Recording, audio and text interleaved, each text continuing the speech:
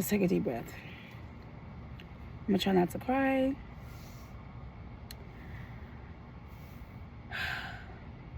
Lord,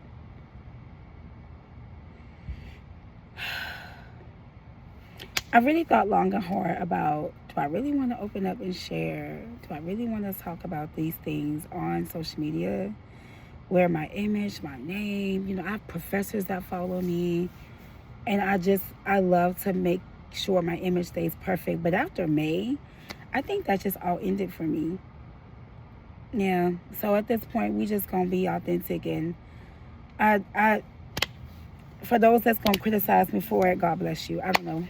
I just you stay over there with that, okay? Because I'm done living by the rules and the criticisms of others. Like, I'm 30 years old. I can make my own decisions, and so I'm deciding to talk about something very intimate online because for 32 years of my life, I've suffered in silence, or suffered somewhat in public, but mostly in silence, and I'm just not doing it anymore.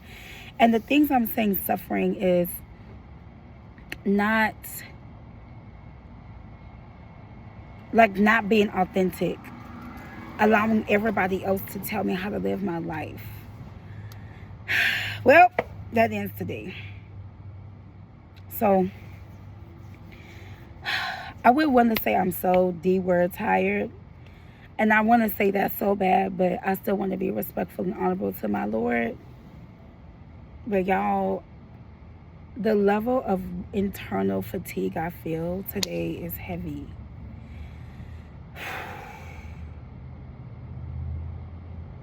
I've been navigating underemployment for 3 years and extreme warfare for 7.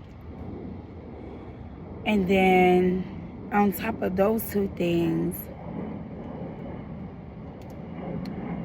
my mom has had cancer, my mom has had COVID, my sister had congestive heart failure.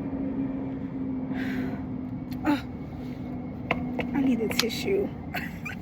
I hate tissue.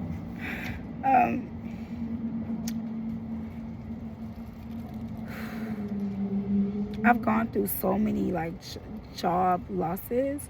Not on my fault. There was only one job I lost because of me, but that's okay. That's a different topic for a different day. But all the other jobs I lost, it was nothing to do with me. Like, performance was great. And you ever just got to a point where you just hit a wall? Like, y'all, I have hit a wall. Like, I was in the gym this morning, and that deadlift was dead. Like, it was dead. That deadlift was not even lifting. Like, girl, that walk after the strength training session was giving, like, and I told God, I was like, God, I just like the life out of me is gone. And you know why? Because I've been hustling, fighting, hustling, going. And I just hit a wall. Like, I've just hit a wall. I cannot problem solve anymore. I can't think for myself no more.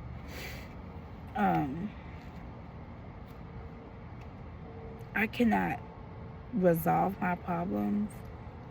And I'm gonna be honest, like, talking to Christians, while I appreciate the comfort, it has not been helpful for me. And I'm so sorry to anyone who this is gonna offend. Please know I love you, but I just gotta be real.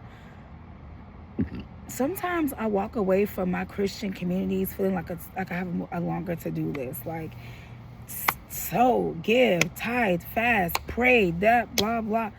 And I'm like, girl, my body knows that it's very malnutrition from the lack of eating that has been occurring.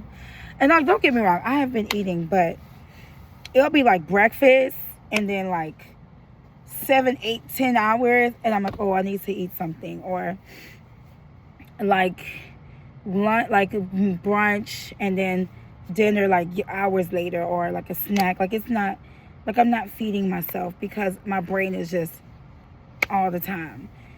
And which honestly, I'm so thankful to God that I can go through something like this and not binge or have any type of triggers. Like, that is just a testament to my self hard work, but also the power of God.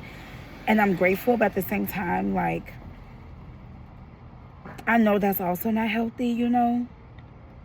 And yesterday when I was at orchestra or kickoff, I was like, yo, I'm just anxious. Like, and like, it was like the first time where I could honestly be around people and just be like, yeah, I'm not okay. And not feel like I'm a Christian.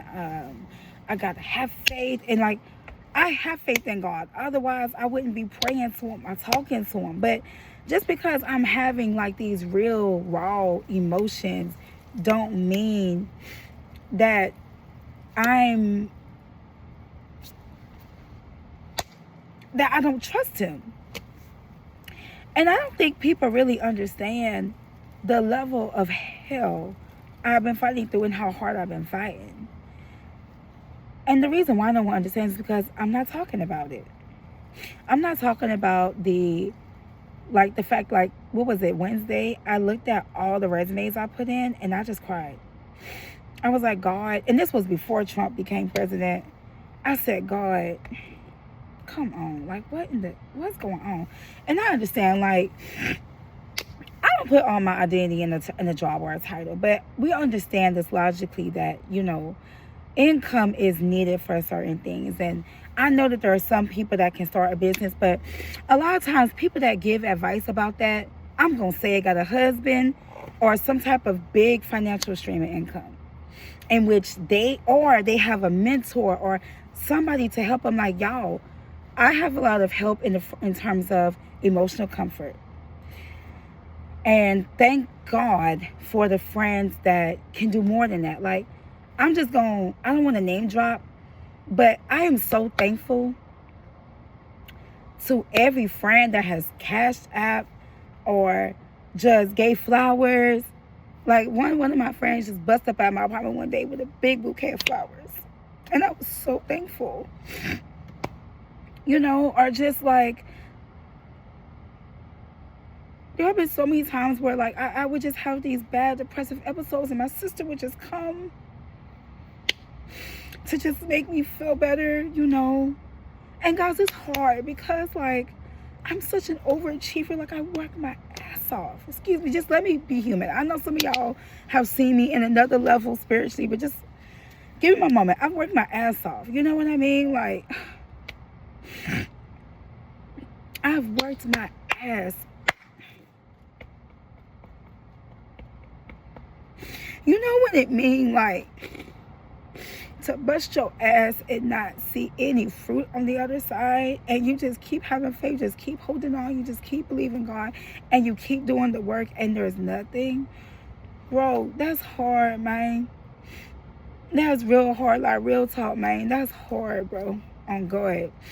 Like, that's so hard to sit there and, like, see all of that. None of that, actually. And, like, I remember when 2017 happened and my family lost everything in the storm. I was way in Minneapolis hustling my ass off to finish my undergrad degree and put on a whole performance, a whole violin recital, and go to work. I had to negotiate with my professor to leave class early just so I can make money.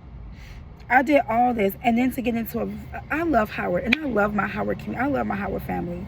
I don't talk to y'all much no more because I'm embarrassed about what I'm going through. But, oh my gosh, I'm so proud of everybody. But y'all, it's hard to see people thriving, and I'm like, I'm tired of surviving. Like, what the hell? I want to thrive, especially when I work hard to thrive. And sorry for cussing, y'all. I'm frustrated. I love the Lord. I know this is not godly, but just let me be human. This stuff is frustrating. Then on top of that, like, the devil just don't leave me alone. I cannot tell y'all the level of warfare that I have been fighting. And like, here's the thing. I'm a very logical personality. I know that everything is not the devil. However, if my mom was sitting right here, she would be like, baby, let me tell you, the warfare that I have been pushing through Oh my God. Oh my God. It has been insane. Some days I'm like, did somebody do witchcraft on me or something? Because what kind of attack is this? And it's not just like, oh, because I'm going through a hard thing, now it's the devil. No, like literally, if my mom was sitting here, we would have stories. Stories. Like literally, my mom had a dream once of seeing someone try to inject me with a syringe, and dreams of being chased by being alligators and snakes and whoo, I mean, shoot, dog, even the, just my God, it's just been a lot, bro, on God. And like, my parents are so proud of me. Like my daddy, like, Mush, you ain't got no nappy headed kids running around here with 7 baby daddies. You doing good for yourself, but it's still just like, but as a 32-year-old woman, I want to be when you want to be somewhere and you working your way to it, and it's just like, and I know 30s are young, but like, there's this anxiety that I'm starting to get now, because I'm like, I'm turning 33, y'all, next month, which I'm not excited about. I'm excited about being 33.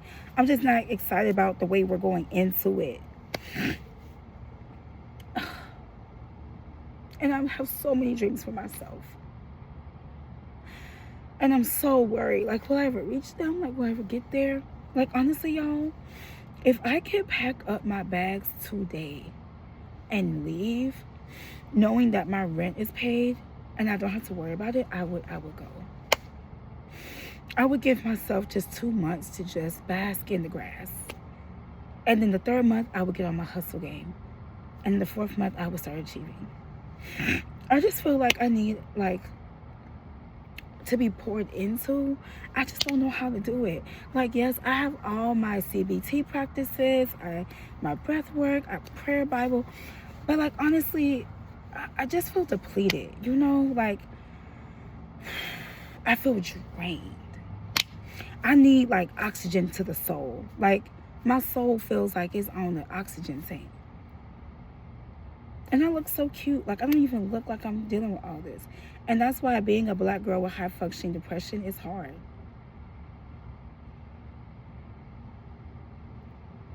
But my thoughts are racing. My thoughts are racing now. Even though I've given God things, and I'm gonna be honest, like, I've heard, and I want to be careful because I love these individuals, but there are people that have given me advice about surrendering to God. But I'm like, yeah, but you don't have general anxiety disorder. You don't have PTSD. So it looks a little different for me. Like, with a person with these situations, like, you can give things to God and your brain is just, and it's not because you don't give things to God. It's just, your trauma is also, like, it's like two things fighting at the same time. That's why I think Christians need their trauma-informed care, because y'all be talking to people like their anxiety is a lack of faith, and what if the anxiety is a memory in my body?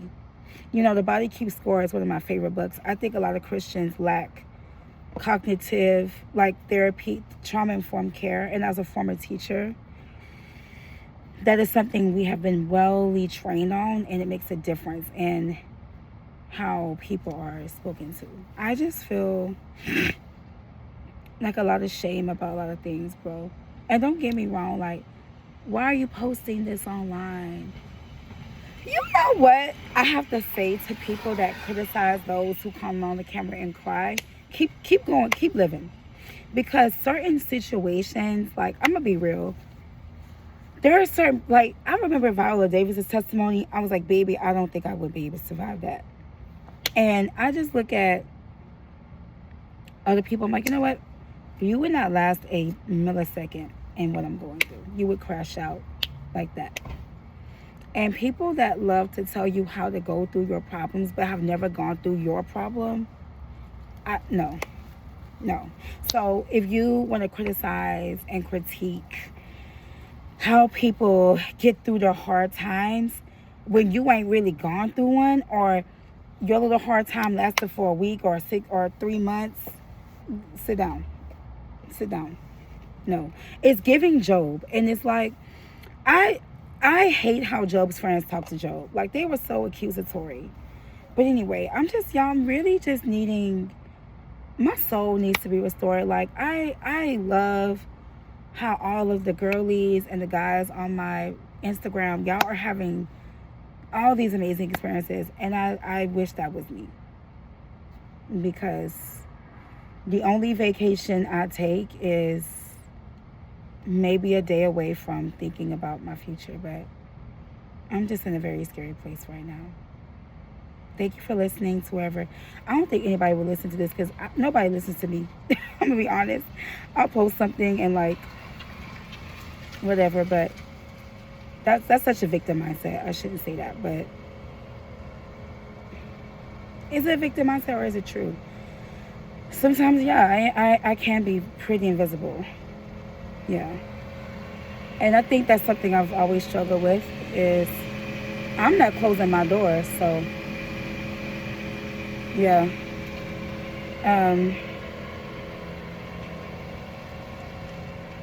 Yeah. So,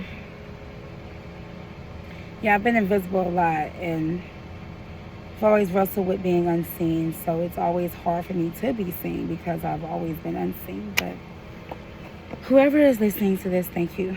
And yeah.